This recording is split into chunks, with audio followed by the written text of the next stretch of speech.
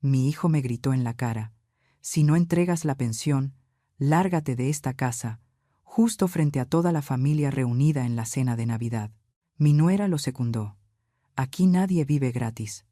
Durante los días siguientes, siguió exigiendo lo mismo, pero yo ya lo estaba esperando, junto con mi abogado. Y lo que hice después. Pero antes de continuar, asegúrate de estar suscrito al canal Historias con Calma, donde compartimos historias de venganza llenas de emoción y giros inesperados. Y no olvides contarnos desde dónde nos estás viendo en los comentarios. Nos encantaría saber hasta dónde llegan nuestras historias. Aún puedo escuchar claramente la melodía de Noche de Paz resonando por toda la habitación cuando mi hijo, Luis, me gritó en la cara. Ese sonido se clavó en mi mente como una cuchillada que desgarró mi corazón. Me quedé inmóvil en medio de la sala, iluminada por las luces navideñas, donde apenas unos minutos antes todos reían y conversaban. Las miradas de los familiares se posaron en mí, miradas confusas, llenas de lástima, mezcladas con vergüenza. Nadie dijo una palabra. Solo se oía el sonido seco de los tenedores golpeando los platos, un ritmo hueco y gélido. Luis arrojó la servilleta sobre la mesa. La silla cayó hacia atrás con un ruido estridente. «Ya lo dije bien claro», gritó. «Estoy harto de cargar con todos los gastos de esta casa». Caminó hacia la puerta dejando tras de sí el olor penetrante de su loción y el eco de sus pasos sobre el piso de azulejo. Patricia, mi nuera, cruzó los brazos y se recargó en la pared. Su voz fue lenta, monótona, como si hablara del clima. «Aquí nadie vive gratis, señora. Cada quien tiene que hacerse responsable de lo suyo». La miré.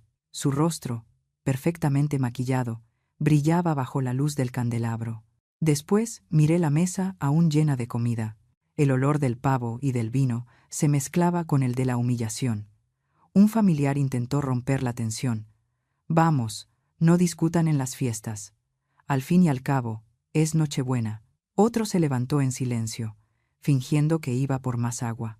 Todos querían escapar de la vergüenza suspendida en el aire. Escuché a alguien susurrar: «Pobrecita. Seguro hizo algo para que Luis se enojara así». Tragué saliva con la garganta reseca. Cualquier intento de explicación se atoró en mi pecho.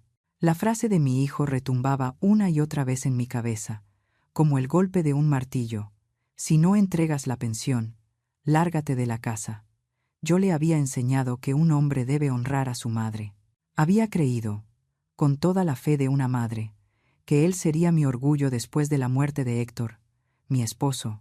Pero en ese instante, de pie entre mis propios parientes y sintiéndome más sola que nunca, comprendí: la fe también puede hacerse trizas, como una copa de cristal rota bajo un pie descuidado.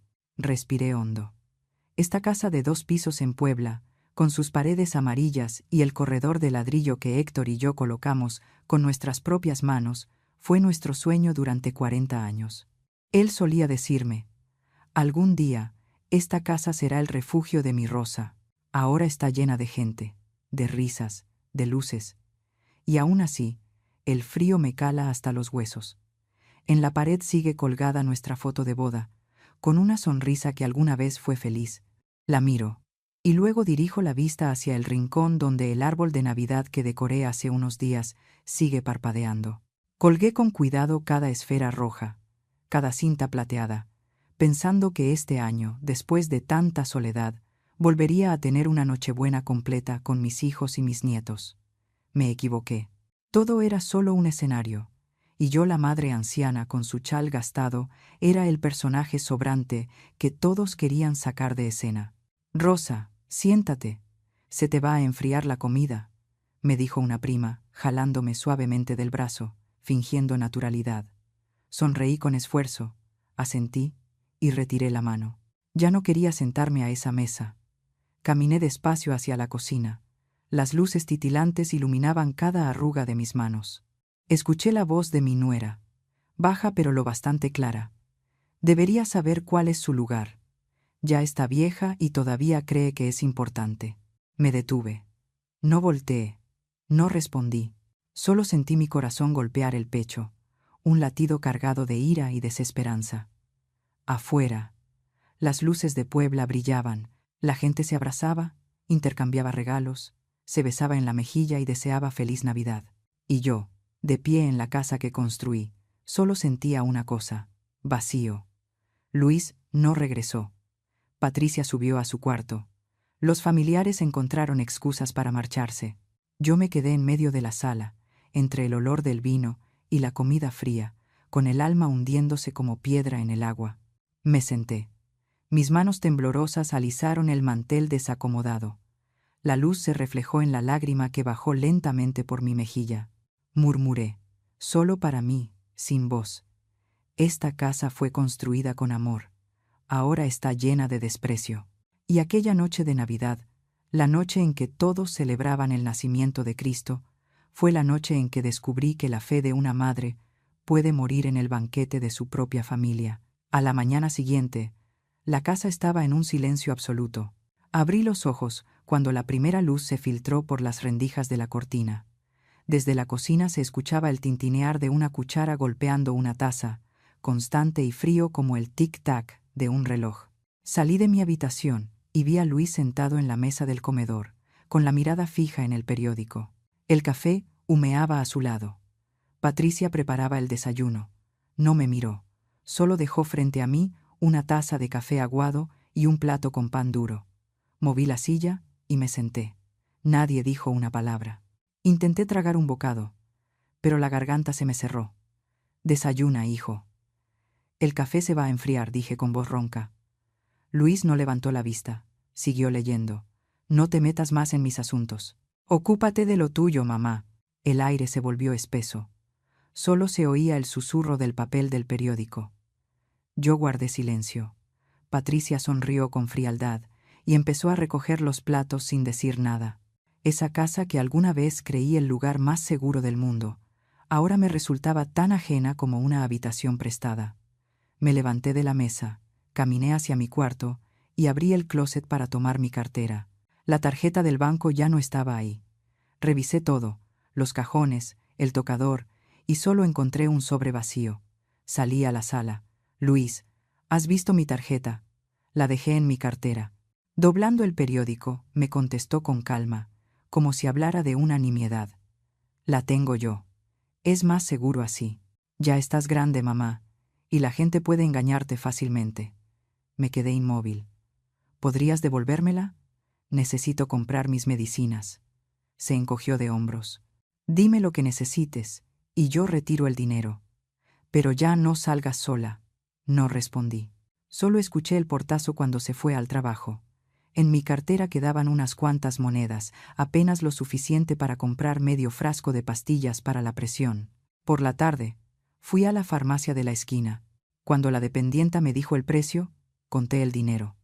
No alcanzaba. Sonreí con torpeza. Solo deme la mitad, por favor. Ella me miró con cierta lástima. ¿Quiere que se las corte?, preguntó. Asentí. La vi separar con cuidado las pastillas, una a una. Esa noche, en mi habitación, conté lo que me quedaba. 1, 2. Partí una pastilla por la mitad y la guardé en una cajita. La mano me temblaba. La hoja del cuchillo rozó mi dedo, dejando una sensación ardiente. Respiré hondo, tragué media pastilla y sentí el sabor amargo bajar por la garganta. El tiempo comenzó a arrastrarse con una lentitud insoportable. Patricia hablaba poco, pero cada vez que pasaba frente a mi puerta, la cerraba discretamente. Luis llegaba tarde, cansado, pero nunca olvidaba preguntar: ¿sacaste dinero, mamá? Tengo que pagar el gas. Asentía. No me atrevía a decir más. Una noche, cuando le recordé que necesitaba medicinas, Luis respondió rápido: ya retiré todo. Será hasta el próximo mes. Me dio 300 pesos. Tenga, para sus gastos. Total, casi no sale. Tomé el billete. Sentí como si me hubieran dado limosna. Lo doblé. Lo guardé en el cajón. Y guardé silencio. Los días siguientes la casa se cubrió con una neblina de silencio. Nadie me preguntó qué quería comer. Nadie me preguntó cómo me sentía. Las comidas se volvieron un acto mecánico. Patricia servía. Luis comía. Y después se levantaba sin decir palabra. Una tarde, mientras lavaba los trastes, escuché a Patricia hablar en voz baja desde la sala. Luis, ¿ella te ha dicho algo? No, ya no dice nada. Bien. Asegúrate de dejar el dinero en la caja fuerte. No quiero que lo toque. Ya lo sé. Me quedé quieta detrás de la puerta. El agua tibia se enfrió entre mis manos. Esa noche abrí mi viejo cuaderno, el que usaba cuando todavía daba clases. En la primera página, la tinta azul de mis apuntes ya estaba deslavada. Pasé la hoja y comencé a escribir, con la mano temblorosa pero firme. Enero. Entregué 9,000 pesos. Motivo: pago de gas y luz. Cerré el cuaderno, lo dejé sobre la mesa y lo miré largo rato. Afuera, el viento soplaba fuerte. Las ramas del árbol golpeaban la ventana. No se escuchaban voces ni risas. Solo el silencio espeso, tan denso que parecía llenar el aire. Entendí que, desde ese día, mi voz ya no tenía peso en esa casa. Pero al cerrar el cuaderno, por primera vez en muchos meses, sentí un poco de fuerza en mis manos. No para defenderme, sino para dejar constancia, para recordar con claridad lo que estaba ocurriendo. Guardé el cuaderno en el cajón y lo cerré con llave. La habitación volvió al silencio. Afuera, el viento de Puebla soplaba entre los techos viejos. Me recosté, miré al techo, con los ojos abiertos en la oscuridad, escuchando el latido de mi corazón. Lento, frío, cansado, pero todavía ahí. Esa noche, Luis llegó tarde. Golpeó la puerta con fuerza una y otra vez. Fui a abrirle. Entró. Dejó la bolsa sobre la silla y dijo con tono cortante: «Acuérdate de transferir el dinero a tiempo, mamá. Tengo que pagar la deuda del coche», respondí en voz baja, tratando de mantener la calma. «Esta es mi casa, Luis. No tengo por qué pagar para vivir en el lugar que me pertenece». Él se volvió hacia mí, con la mirada fría como el acero. «No, estás equivocada. Esta es nuestra casa. Tú solo estás viviendo aquí por ahora. Si no contribuyes, ¿cómo sería justo?». No dije nada más. Solo escuché el sonido del refrigerador cuando lo abrió para sacar una botella de agua, y luego subió las escaleras sin mirar atrás. Al día siguiente, seguí con mis rutinas de siempre. Preparé el almuerzo, lavé los platos, la ropa, limpié el cuarto de mis nietos. Nadie dijo gracias. Patricia entró a la cocina, miró la olla de sopa y comentó: «Mañana cocine más temprano. Si no lo hace, mejor no coma con nosotros». «Yo no tengo tiempo de cocinar». Asentí en silencio, serví la sopa en un tazón y la puse sobre la mesa. Ella comió rápido, sin mirarme, y se fue. Por la tarde, me senté a remendar la manga del suéter de uno de los niños. Desde la sala se oía el ruido de la televisión. Luis veía el partido de fútbol. Patricia descansaba en el sofá, con el teléfono iluminándole el rostro. Nadie me dirigió la palabra. La casa se llenó solo con el zumbido del ventilador y el sonido rítmico del cuchillo cortando las verduras en la cocina. Esa noche, cuando apagué la luz para dormir, escuché sus voces desde la habitación. La puerta estaba entreabierta. La voz de Patricia era baja, pero lo bastante clara. «¿Y qué vas a hacer con ella? Este mes, falta dinero otra vez». Luis respondió con fastidio: «Ya lo sé, pero no hables de eso delante de ella. Es incómodo. ¿Vas a dejar que siga aquí para siempre? Entre más tiempo pase, más gasto representa. Piénsalo bien. Si se muriera, sería un alivio». La frase cayó en el aire, pesada como una piedra. Me quedé en el pasillo, con la mano aferrada al marco de la puerta. No se oyó nada más, solo el crujido del colchón y sus murmullos apagándose poco a poco. Bajé despacio a la cocina y abrí la puerta que daba al patio. El viento de la noche soplaba, trayendo consigo el olor de la tierra seca y del humo de las casas vecinas. El cielo de Puebla estaba lleno de estrellas, brillante y helado. Miré hacia arriba durante mucho tiempo, sin pensar, sin llorar. Esa noche no dormí. Escuché el tic-tac constante del reloj, el ruido lejano de los autos que pasaban por la calle. Y dentro de mi cabeza solo quedó una frase: «Todo se me está escapando de las manos, incluso el derecho de vivir en paz en esta casa». Esa mañana, estaba doblando la ropa en mi habitación cuando escuché el timbre de la puerta. Patricia corrió a abrirla, con una voz alegre. «Ah, señora Teresa, cuánto tiempo sin verla». Salí a la sala. Teresa, mi amiga de la iglesia, estaba en la entrada, con una caja de galletas envuelta en papel rojo entre las manos. Sonrió y dijo: «Pasaba por aquí y quise saludarla. Hace tiempo que no la veo en la misa de la mañana». La invité a sentarse en el sofá y tomé la caja. «He estado cuidando a mis nietos», le respondí en voz baja. «A veces me canso y falto algunos días». Teresa asintió con comprensión. «Lo entiendo, pero todas en la iglesia preguntan por usted». Yo iba a servirle té cuando Patricia salió de la cocina, con tono aparentemente casual. En realidad, este mes la cuenta de la luz llegó al doble, porque mi suegra no apaga la calefacción ni un momento. Así es difícil ahorrar. Sus palabras cayeron como una piedra. Nadie dijo nada. Teresa me miró y forzó una sonrisa. «Ah, bueno, con el frío que hace, a nuestra edad, una ya no lo tolera igual». Bajé la mirada y dejé la taza sobre la mesa. Apreté tanto las manos que los nudillos se me pusieron blancos. Teresa miró su reloj y se levantó con prisa. «Tengo que irme, quedé de ver al padre». «Cuídese mucho, por favor». Asentí y la acompañé hasta la puerta. Cuando se cerró, la casa volvió a quedar en silencio. Patricia evitó mirarme mientras ponía la bandeja con las galletas en el estante. «Solo dije la verdad, mamá».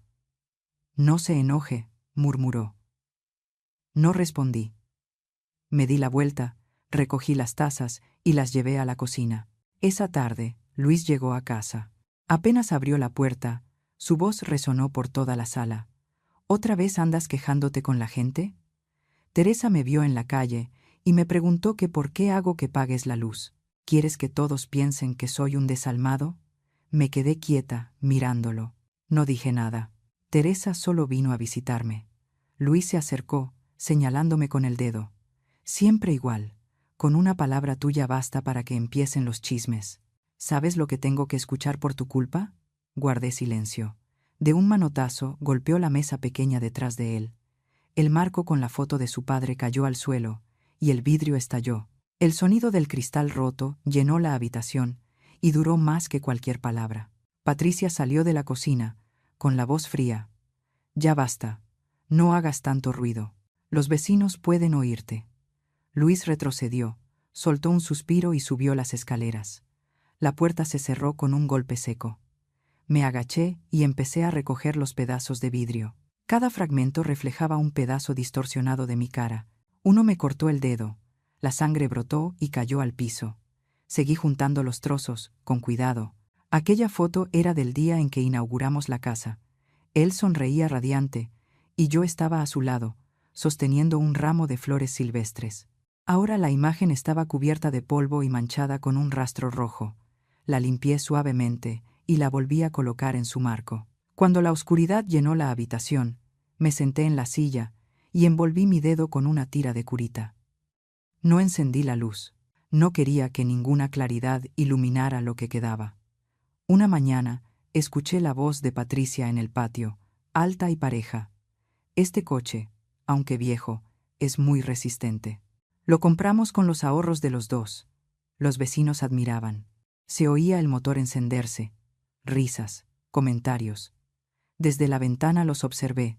El auto plateado estaba estacionado frente al portón. Luis estaba junto a él, limpiando el parabrisas con aire satisfecho. Me di la vuelta en silencio. Sobre la mesa había un montón de papeles que él había dejado. Al ordenarlos, un estado de cuenta cayó al suelo. Lo recogí y leí con claridad. Retiro, 12,000 pesos, 28 de diciembre. Anotación. Transferencia automática, fondo de pensión. Miré la fecha. Era exactamente el día en que Luis fue al banco a retirar por mí. Sostuve el papel entre las manos y caminé hacia la sala. Luis estaba encendiendo la televisión. Mi voz salió ronca. «Luis, este dinero es el mío, ¿verdad?» No volteó. «¿Para qué lo quiere, mamá? Si usted no gasta nada, ¿para qué tenerlo?» Patricia estaba cerca, en silencio, con la mirada helada. Pregunté otra vez. «Respóndeme. Ese dinero es mi pensión. ¿Por qué lo usaron para comprar el coche? Luis apagó la televisión, se volvió, y su voz cortó el aire como una navaja. Porque yo soy quien paga todo aquí. Usted vive en mi casa, come mi comida, usa mi luz. ¿Cree que voy a mantenerla para siempre? Apreté el papel con fuerza. La voz me temblaba. Ese dinero es para mis medicinas, para vivir. Él torció la boca en una media sonrisa. Y está viviendo aquí, ¿no? Considérelo como el pago del alquiler. ¿Qué tiene de malo? Retrocedí. Mi hombro chocó con la mesa. Un vaso cayó y el agua se derramó por el piso. Me quedé mirando el charco sin poder hablar. Luis tomó las llaves. No haga drama, mamá. Voy tarde. Salió. Patricia lo observó sin moverse. Cuando intenté apoyarme en la mesa para levantarme, el mareo me envolvió. Todo giró. Caí, golpeando la cabeza contra el suelo. Un sonido seco, pesado. Después supe que me habían encontrado inconsciente y llevado al hospital. Carmen, mi hermana, llegó enseguida. Se sentó a mi lado, tomó mi mano, habló con el médico y se quedó toda la noche. A la mañana siguiente, mientras yo seguía dormida, Luis entró al cuarto. Tenía el rostro impasible. Carmen se levantó al instante. ¿A qué vienes?, preguntó con dureza. A ver cómo está, contestó él, corto. A ver cómo está, replicó ella. ¿Todavía tienes cara para preguntar? La llevaste al límite. Luis cruzó los brazos. Yo no hice nada. Mamá está vieja. Se desmayó. Nada más. Carmen dio un paso hacia él. ¿Se desmayó? Revisé el expediente. Presión baja. Falta de medicación. ¿Dónde están las medicinas? ¿Dónde está el dinero de mamá? Tú lo controlas todo. Él levantó el mentón. No te metas. Esto es asunto de mi casa. Carmen soltó una risa seca. ¿Tu casa? Estás viviendo en la casa de mi hermana, la que ella y mi cuñado construyeron ladrillo por ladrillo. No tienes derecho a llamarla tuya. Luis frunció el ceño, elevando la voz. Muy bonito lo que dices. Pero dime, ¿quién ha mantenido a mamá estos años? ¿Quién paga la luz, el agua, el gas? Su pensión alcanza para vivir, respondió Carmen sin titubear. Vi los estados de cuenta. Todo se deposita en tu cuenta. ¿Y todavía dices que la mantienes? Luis arrojó una bolsa de papeles médicos sobre la mesa. No entiendes nada. Mamá es mayor. Cualquiera podría engañarla. Yo manejo el dinero por seguridad. ¿Por seguridad o por conveniencia?, replicó Carmen. Todo el vecindario sabe que usas su pensión como si fuera tuya. Luis levantó la voz. No necesito tus sermones. Lárgate. Esto no te incumbe. Carmen no se movió. No me iré. Esta vez voy a proteger a mi hermana. Si vuelves a tocar su cuenta, si tomas un solo peso más, hablaré con un abogado. Nadie te va a cubrir, Luis. Él rió. Un sonido seco y hueco. ¿Un abogado? ¿Y crees que me asusta? Adelante. Carmen lo miró unos segundos y bajó el tono, firme. Te vas a asustar, pero no por la cárcel, sino por perder todo lo que crees que es tuyo. No sé cuánto tiempo pasé inconsciente. Cuando abrí los ojos, el techo blanco me cegó. El olor del desinfectante era fuerte. El monitor cardíaco emitía un pitido constante. Una voz conocida me llamó. Hermana. Volteé. Carmen estaba sentada a mi lado, los ojos enrojecidos, sosteniéndome la mano. ¿Hasta cuándo vas a quedarte callada?, dijo temblando. Él te está destruyendo, poco a poco. Intenté incorporarme, pero no pude. Carmen me ayudó. El médico dijo que fue una caída por agotamiento. Tu presión bajó demasiado. ¿Por qué no me dijiste nada? Volteé hacia la pequeña ventana. La luz era tan intensa que dolía. El zumbido del purificador llenaba el silencio. Carmen sacó una tarjeta del bolsillo y la puso sobre la mesa junto a la cama. Licenciado Ramírez, abogado defensor de adultos mayores. Ha ayudado a muchas personas. Tienes que hablar con él.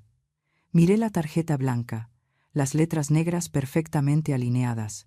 No dije nada. Carmen me apretó la mano. No dejes que te sigan haciendo daño. ¿Dónde está la Rosa que yo conocí? Apreté su mano con fuerza. Fijé la mirada en la tarjeta. Todo a mi alrededor se volvió difuso, salvo el sonido de mi corazón. Lento pero firme. Y entonces dije, despacio, pero con certeza. Ya basta. Carmen no respondió. Solo asintió. En el pasillo resonaron pasos. Permanecí inmóvil, mirando el techo blanco. Sentí el vacío dentro de mí.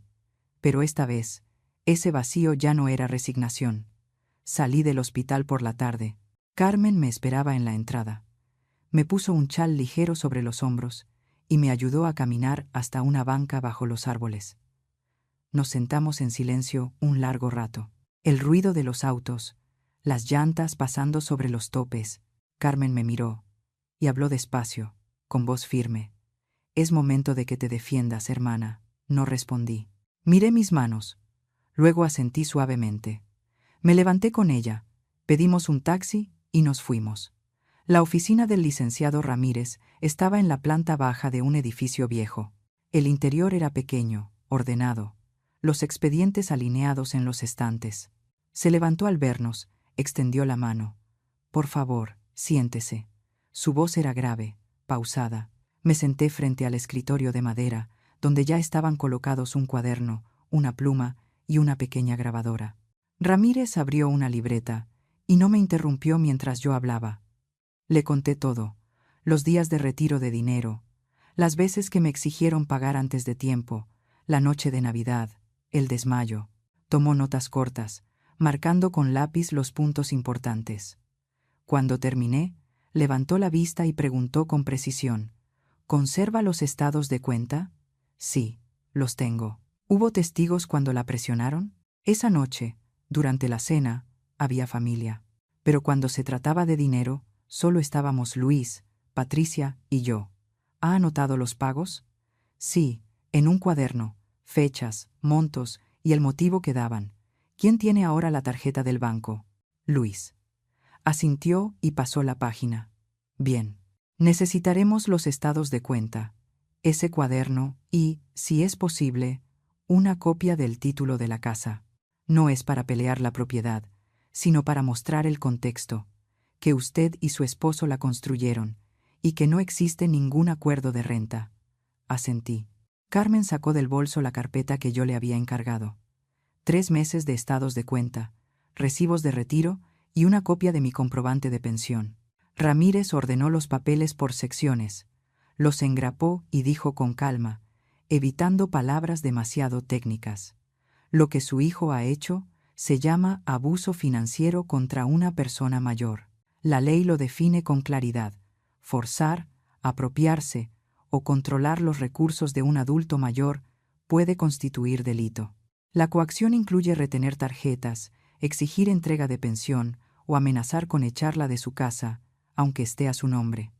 Hizo una pausa y me miró a los ojos. «Usted puede presentar una denuncia penal». Apreté el asa de mi bolso y dije, con voz baja pero firme: «No quiero verlo en la cárcel, solo quiero que entienda, que me devuelva mi dinero y se detenga». Ramírez asintió. «Actuaremos con razón, no con rencor. Puedo redactar un acuerdo civil de restitución por plazos, con cláusulas de protección para usted, devolución de la tarjeta, prohibición de retiros sin su firma y una condición de demanda inmediata si incumple. También incluiré que usted no debe pagar renta, pues no hay fundamento legal». «Estoy de acuerdo», respondí. Tomó los documentos y explicó: «Siguiente paso. Necesito estados de cuenta de 6 meses, su cuaderno y cualquier mensaje o nota donde le pidan dinero. Haré un registro detallado de los montos, vinculando cada retiro con la fecha de pago de su pensión. Luego prepararé el borrador del acuerdo. La firma debe hacerse en su casa, con ambas partes presentes». Carmen preguntó: «¿Se necesita testigo?» «Sí, yo seré testigo y guardaré copia. Si Patricia está presente, mejor aún». Abrí mi bolso y saqué el cuaderno. Ramírez revisó hoja por hoja, comparando con los estados de cuenta. Marcó cada línea: fecha, cantidad, motivo. En la portada escribió: «Total, 168,000 pesos. Aproximado». Miré la cifra sin decir palabra. Ramírez organizó todo. Colocó etiquetas: prueba A, cuaderno; prueba B, estados de cuenta; prueba C, comprobante de pensión. Luego añadió: «Así lo haremos. El día 28, la fecha en que él suele venir por el dinero. Estaré en su casa a las 10 de la mañana. Esperaremos en la sala. Presentaré las pruebas y el acuerdo. Si se niega a firmar, levanto el acta y ese mismo día se presenta la denuncia ante el fiscal. ¿Y si se altera?, pregunté.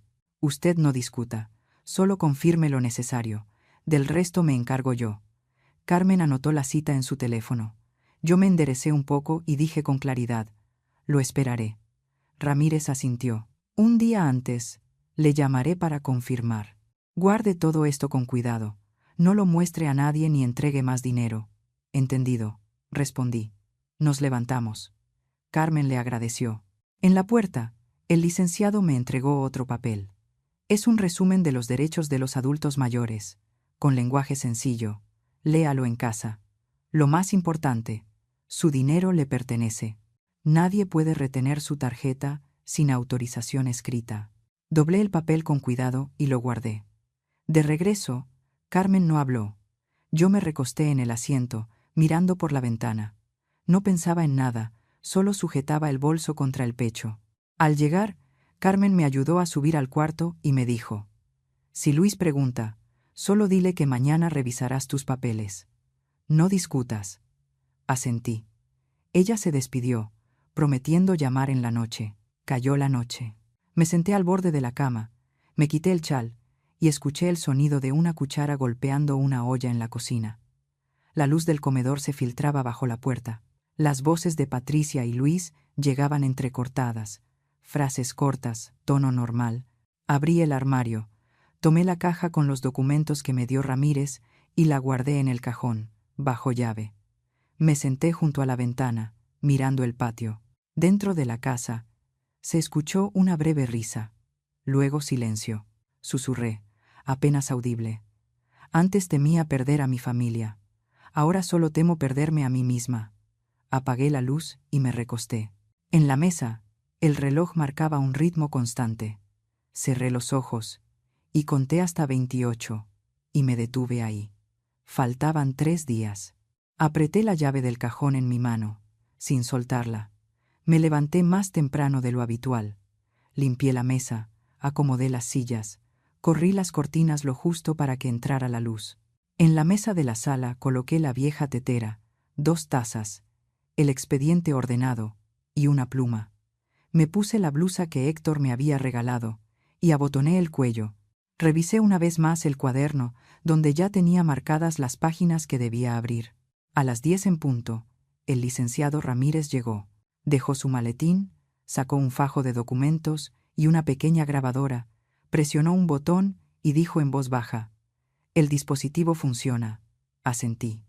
Nos sentamos frente a frente, en silencio. El tic-tac del reloj marcaba el ritmo del aire.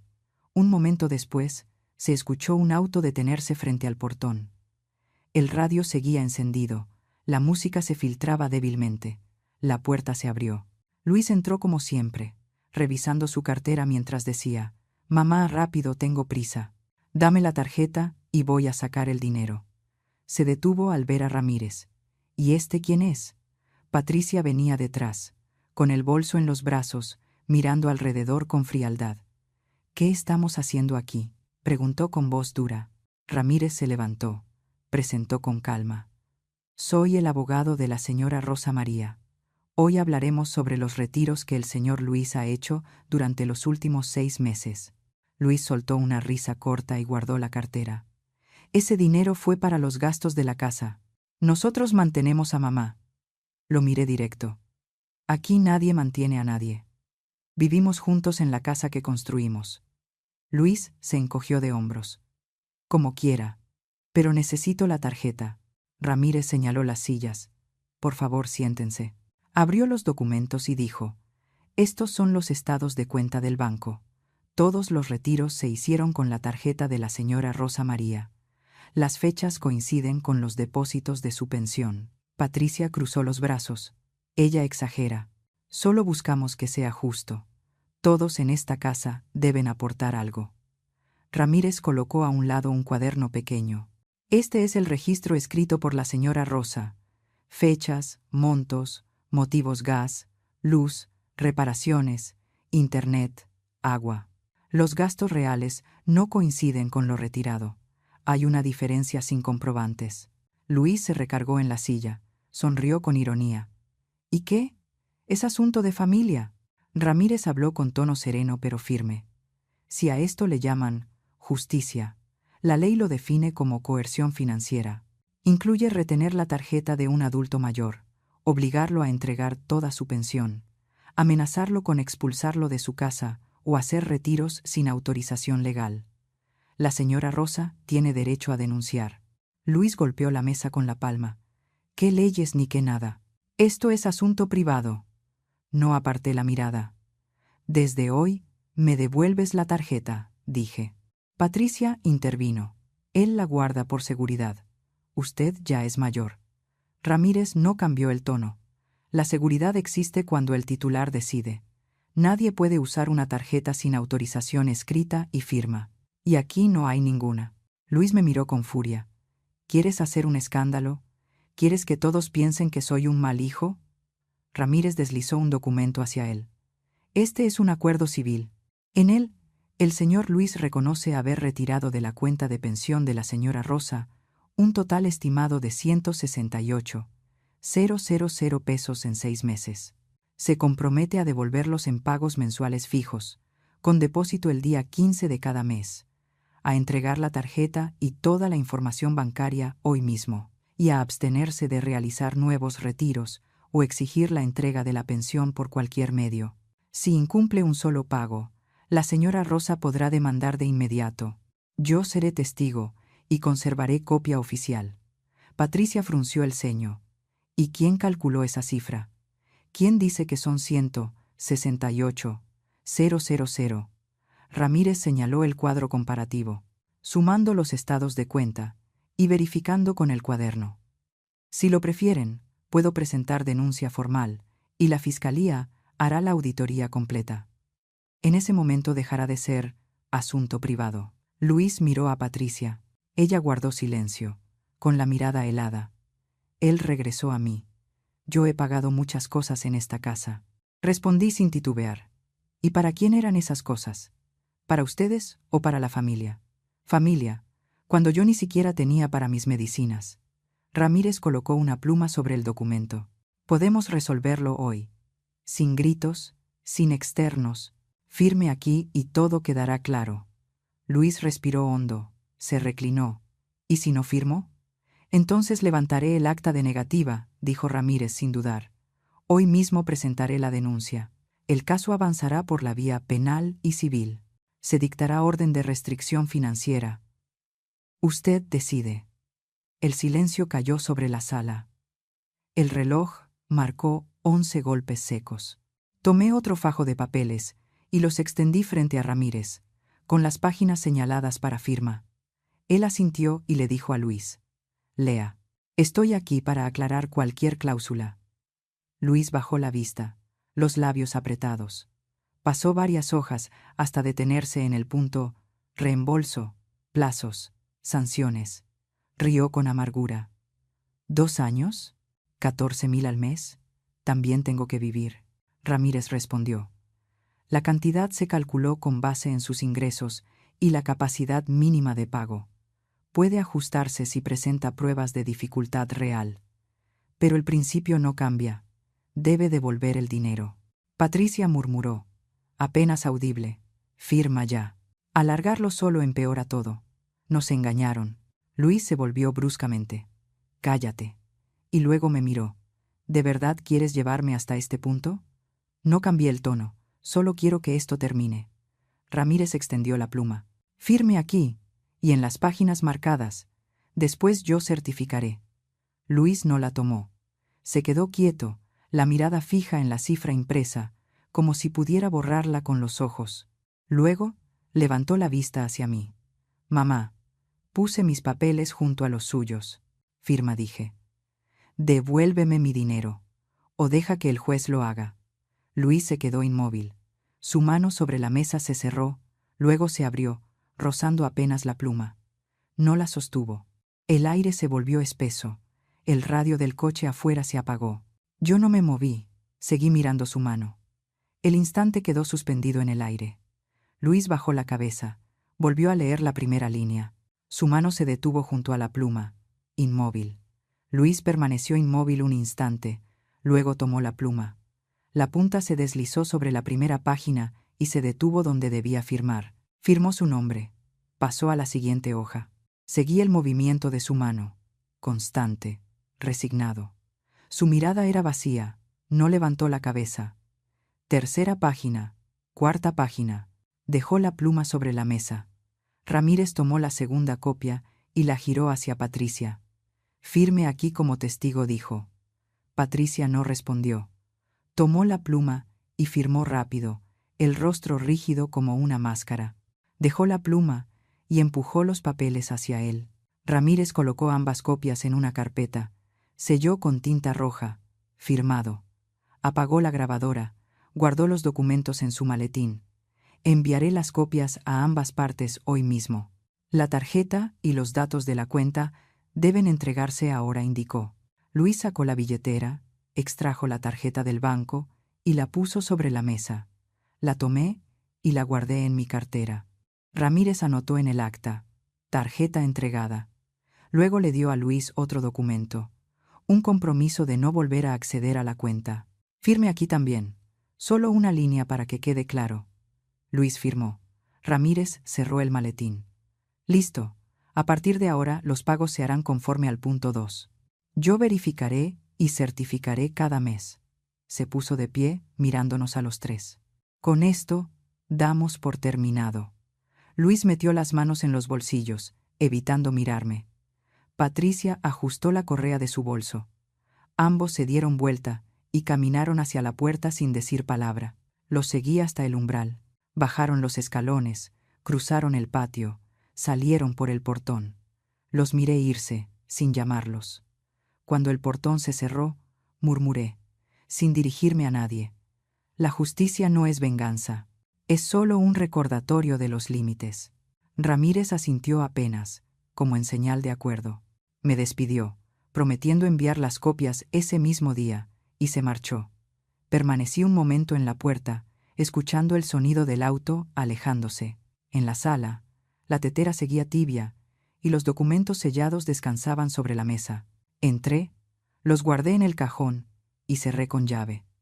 Apreté la llave en mi mano, un instante, luego la solté. Después de la firma del acuerdo, Luis y Patricia comenzaron a empacar.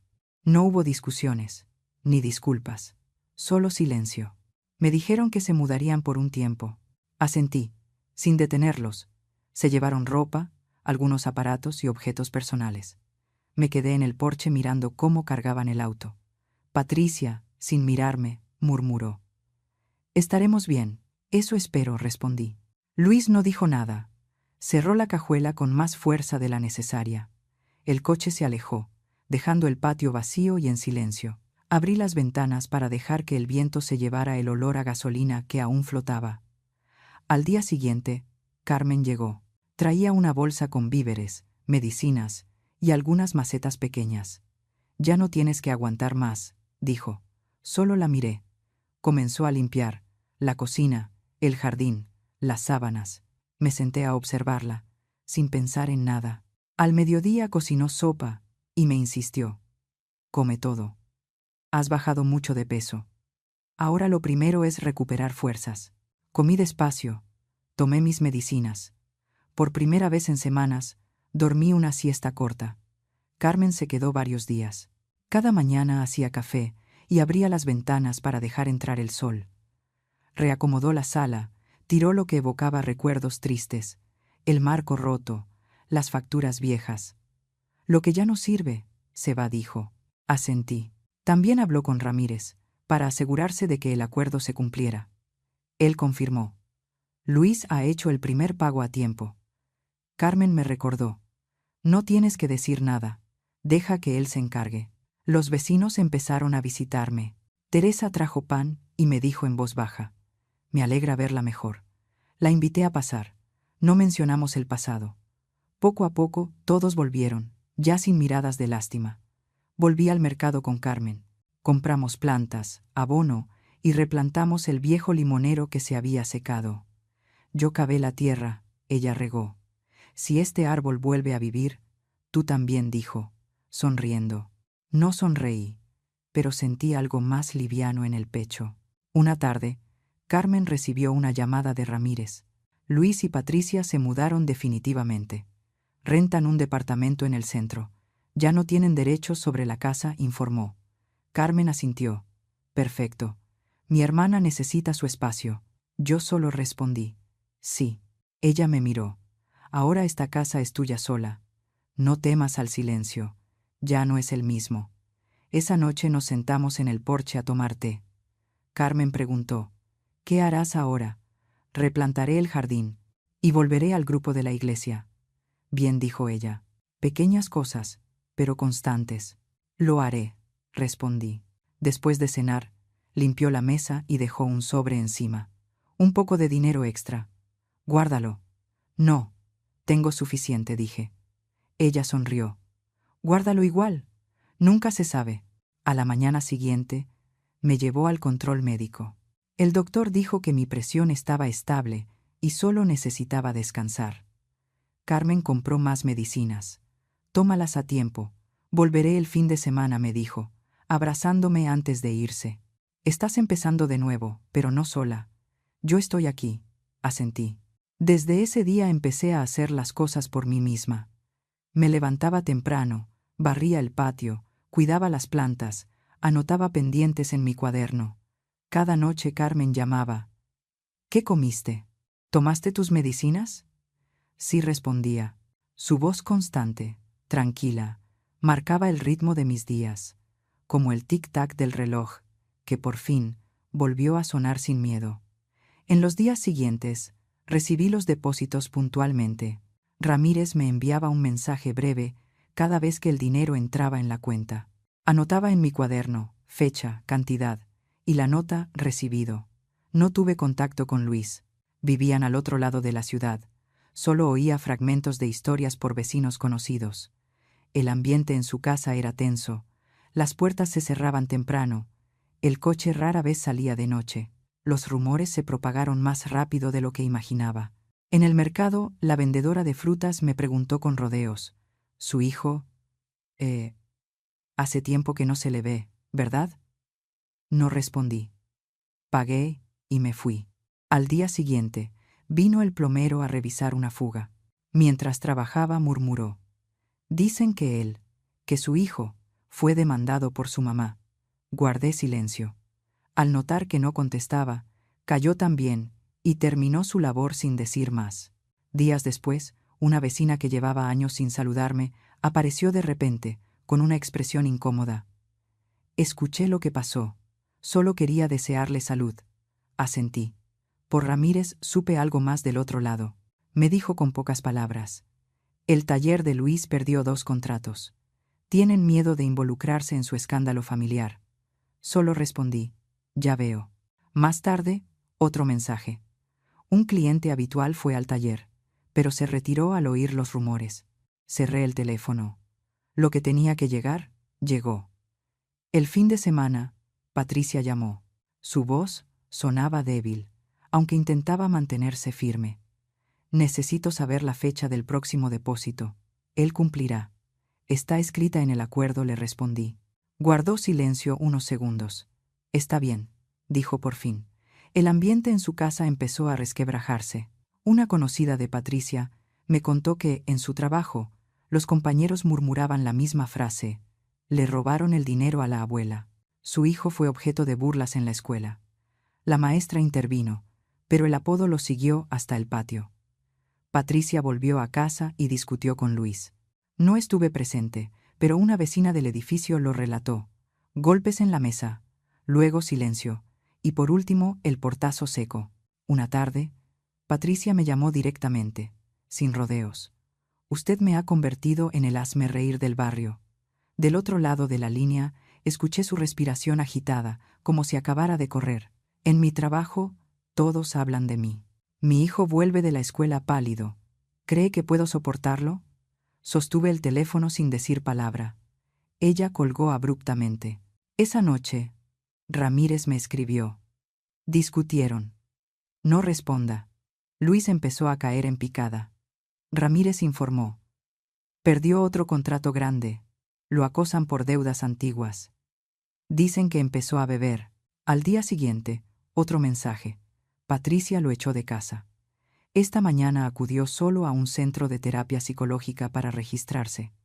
Leí, dejé el teléfono y abrí el cuaderno, pero no escribí nada. Comprendí con claridad una cosa. Todo estaba volviendo a cobrar su precio. No con estrépito, sino con pérdidas pequeñas, constantes. Los contratos se rompían, los amigos se alejaban. El dinero llegaba a tiempo, pero cada vez les costaba más ganarlo. Sus voces se hacían más bajas. Las palabras que antes me lanzaban, contribuir, justicia, mantenerse, ahora sonaban huecas, vacías. A mitad de mes, Patricia me escribió. ¿A quién debo enviar el comprobante del depósito? Le pasé el número de Ramírez. Lo enviaré, dijo. Él ya no puede mirar a nadie. Anoté en el cuaderno. Pago recibido a tiempo. Una noche sonó el timbre. Abrí la puerta. No había nadie. Solo un sobre el escalón. Adentro, el comprobante de transferencia impreso del banco, junto a una nota escrita a mano. Depósito realizado este mes. Sin firma. Lo guardé en el expediente. Ramírez llamó después. Ya verifiqué. Monto y fecha correctos. A fin de mes, Patricia vino en persona. Se quedó fuera del portón. Salí y lo abrí. Me entregó un sobre delgado. Él no puede verla. Vengo a cerrar este asunto, dijo entre dientes, con voz tensa. Permanecí inmóvil un momento. Tomé el sobre. Revisé por encima el papel bancario. La cifra coincidía. Ella se dio la vuelta sin esperar respuesta. No la llamé. Unos días después, un viejo amigo de Luis me envió un mensaje. Tal vez por error. Ya no iremos al taller. No contesté. Eliminé el mensaje y apagué el teléfono. En el siguiente ciclo, el dinero volvió a llegar el día acordado. Lo anoté. Fecha, cantidad, recibido, nada más. Ramírez me envió un correo con la tabla de seguimiento. Una columna con los meses, otra con los montos pagados, otra con lo pendiente. Abajo, escribió. Estado. Al corriente. El día 30, Patricia regresó. Esta vez, solo asintió. Abrí el portón. Me entregó el comprobante bancario sin sobre. Está pagado, dijo. Lo sé, respondí. Miró sus zapatos y murmuró. Él asiste a terapia regularmente. No añadí nada. Tomé el papel. Adiós, dije. Se marchó. Recibí el dinero. Abrí el cuaderno. Y subrayé la línea del nuevo mes. No añadí comentarios. Dejé la pluma. Cerré el cuaderno. Saqué la llave. Cerré el cajón. La devolví a su lugar. Cuando Patricia desapareció al final de la calle, me quedé en la puerta, mirando el camino vacío. Susurré. Sin dirigirme a nadie, sin esperar oídos. A veces el precio no se paga con dinero, sino con la vergüenza. Entré, tomé el teléfono y escribí a Ramírez. Recibido. Él respondió. Actualizado. Dejé el teléfono, me quedé quieta. En la habitación no se oía nada. Pasé los dedos por el borde del cuaderno y los retiré. Todo seguía igual. Puntual, ordenado, exacto. Y yo, por primera vez en muchos meses, no necesitaba escribir nada más que los números. Pasaron 3 meses, y viví sola. Por las mañanas regaba las plantas, removía la tierra y cuidaba el limonero que había vuelto a plantar en la esquina del jardín. Anoté la fecha de siembra en un papelito y lo pegué en la cocina para no olvidar regarlo a tiempo. Cada semana iba a misa, me sentaba en mi banca de siempre, saludaba al padre y a las caras conocidas de antes. En el mercado, conversaba con la vendedora de verduras, preguntaba precios sencillos y regresaba a casa. Tomaba mis medicinas puntualmente. Las manos ya no me temblaban como antes. Cada noche preparaba una taza de café suave. Revisaba el calendario de depósitos que me enviaba Ramírez. Marcaba recibido y lo guardaba en orden. Una tarde, mientras barría el patio, escuché el timbre. Abrí el portón y vi a Patricia parada ahí, con los 2 niños tomados de la mano. Dijo sin rodeos, solo vine un momento. Luis no pudo venir, sigue en tratamiento. Asentí, evitando preguntar más. Los niños me miraban, pegados a sus piernas. Abrí más el portón. «Pasen», dije. Entramos al patio. El ambiente al principio era tenso. Saqué 3 sillas y las puse bajo el corredor. Los niños no se sentaron. Corrieron hacia mí con los ojos brillantes. «Abuela, te extrañamos», dijeron.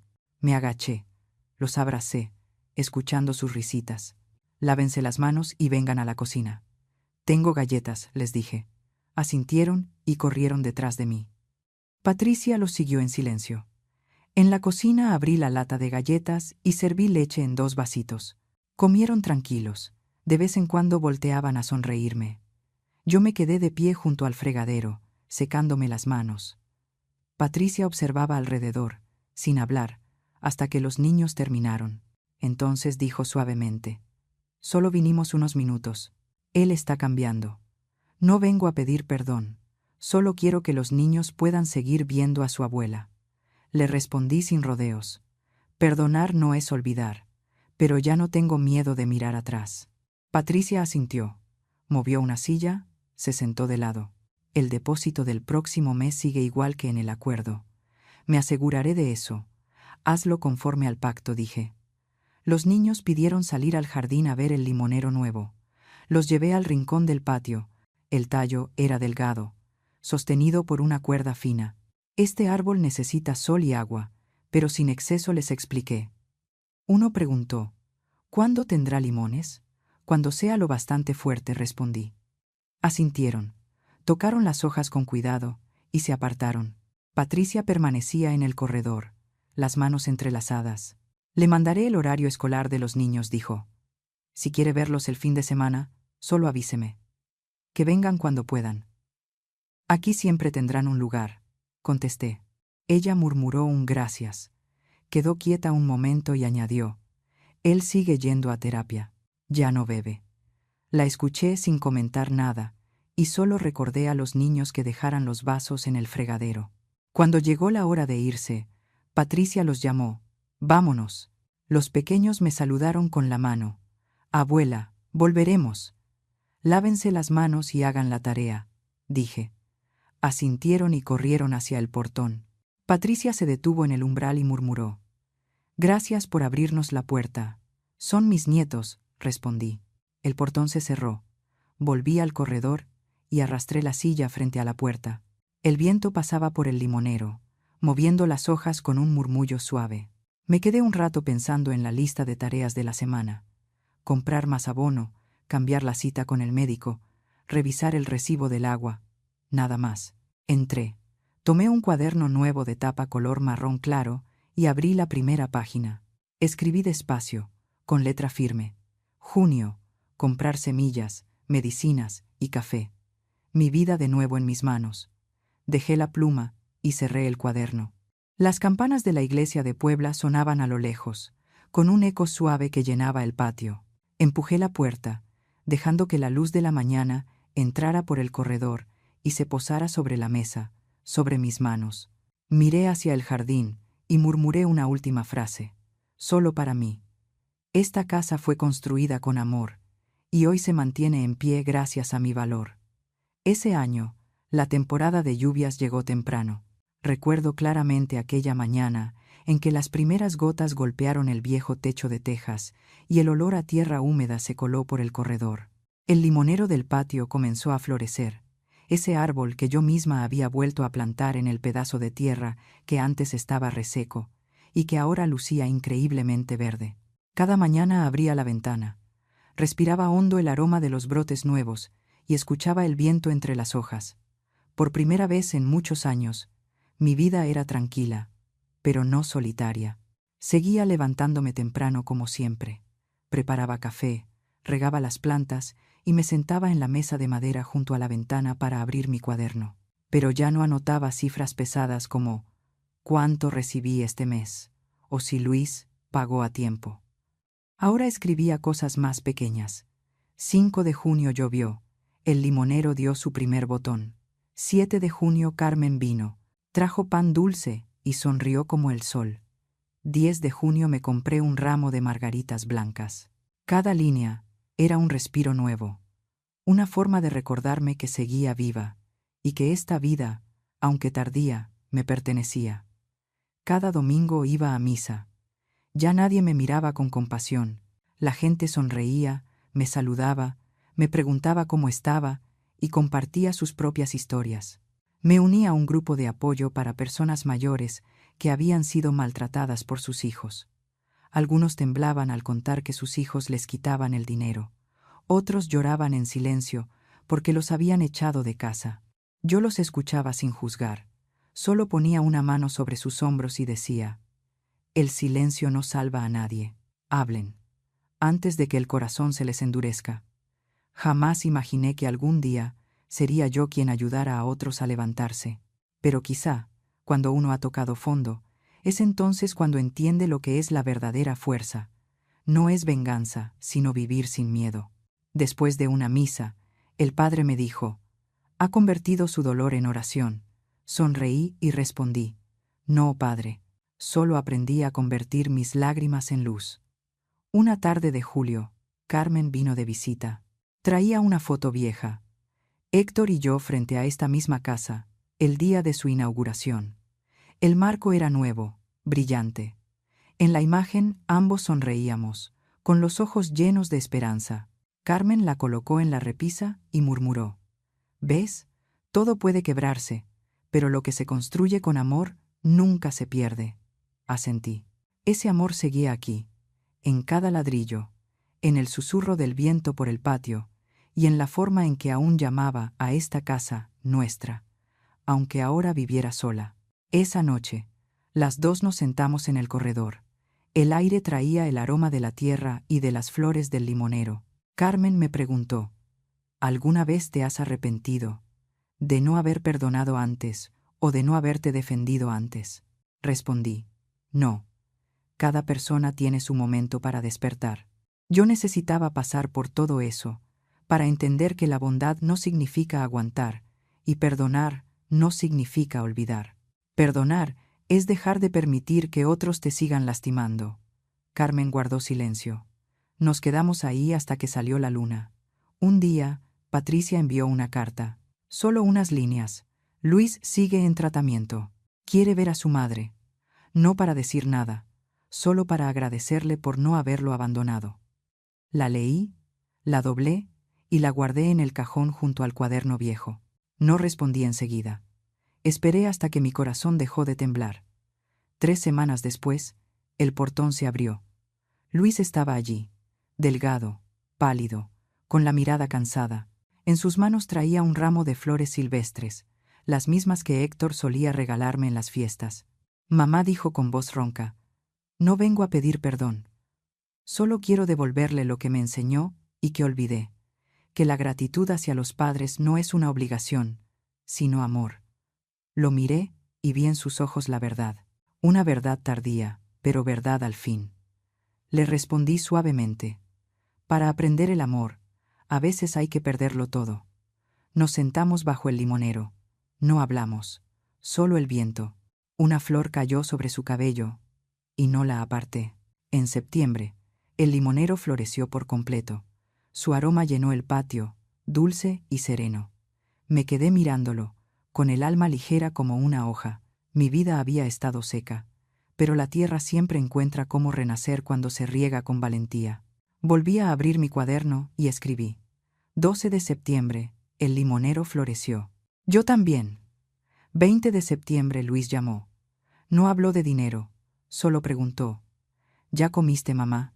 25 de septiembre, sonreí frente al espejo, por primera vez en muchos años. No sé qué traerá el futuro, pero ahora entiendo que la verdadera justicia no está en las leyes ni en los acuerdos, sino en el instante en que una persona reconoce su propio valor. Alguna vez tuve miedo de estar sola, de perder a mi hijo, de perder mi hogar. Ahora solo temo una cosa: olvidar cómo vivir con dignidad. La Nochebuena de ese año, la iglesia volvió a entonar Noche de Paz. La escuché sin que el corazón me doliera como antes. Esa melodía, que una vez fue una herida, ahora era un canto de despedida para los días pasados. Encendí una vela y la puse junto a la ventana. Su luz temblorosa iluminó la pared amarilla, donde la sombra del limonero se dibujaba suavemente. Escribí la última línea en mi cuaderno. La justicia no es venganza. El perdón no es olvido. Sobrevivir, esa es la victoria más hermosa de un ser humano. Cerré el cuaderno. Miré hacia el patio. Las flores del limonero caían despacio. El viento llevaba su perfume por el corredor. Sonreí y susurré como hablando con Héctor, y conmigo misma. Feliz Navidad. Esta casa, al fin, está en paz. La historia que acabas de escuchar es una obra de ficción, pero cada mirada, cada lágrima, cada decisión silenciosa de Rosa María toca algo profundamente real, que no toda venganza busca causar dolor. Existen historias de venganza escritas con lucidez, con dignidad, y con la elección de vivir en paz entre las cicatrices del pasado. Rosa no fue una heroína, fue solo una madre mayor, una mujer a quien su propio hijo le arrebató la pensión, que fue expulsada de la casa que había construido con sus propias manos. Pero en lugar de rendirse, eligió levantarse, no con odio, sino con justicia y valentía, con la decisión de recuperar la voz que le habían quitado. No buscó que nadie pagara un precio, solo exigió su derecho a vivir como una persona con dignidad. Y fue entonces, cuando Rosa recuperó su libertad, que quienes la habían lastimado tuvieron que inclinar la cabeza ante la verdad. No existe poder más grande que la determinación de una madre. Contamos esta historia no para alimentar el rencor, sino para recordarte algo. Hay heridas que no se borran, pero pueden transformarse en fuerza para comenzar de nuevo. Hay pérdidas que no llegan para destruirte, sino para recordarte cuánto vales. Y hay madres que, incluso empujadas al límite, eligen perdonar no por debilidad, sino porque comprenden que el perdón es la forma más alta de libertad. Si alguna vez te traicionaron, te humillaron o te hicieron sentir pequeño en tu propia casa, recuerda esto: la venganza más hermosa no es hacer caer a nadie, sino vivir tan bien que ya no puedan tocar tu paz. Y si todavía queda en tu corazón un poco de fe, comparte esta historia. Quizá, en algún lugar, alguien necesite oír que en las historias de venganza, el verdadero vencedor no es quien devuelve el golpe, sino quien tiene el coraje de seguir adelante y sonreír. Cuando apagues este video, recuerda algo. No todas las batallas están hechas para ganarse. Hay guerras en las que basta con saber detenerse a tiempo, y eso ya es la mayor victoria de la vida. Deja un mensaje para quienes buscan reencontrarse después del dolor en los comentarios, y no olvides suscribirte al canal Historias con Calma. Aquí, cada relato es una pequeña vela que ilumina las sombras del alma, recordándonos que, incluso entre las ruinas de la confianza, puede brotar la luz de la humanidad. Al final del video, te invitamos a ver otras 2 historias de venganza, donde personas que alguna vez fueron humilladas aprendieron a levantarse no para vengarse, sino para vivir con más libertad y más compasión. Porque a veces, solo cuando el corazón ha estado hecho pedazos, uno comprende de verdad la fuerza del perdón.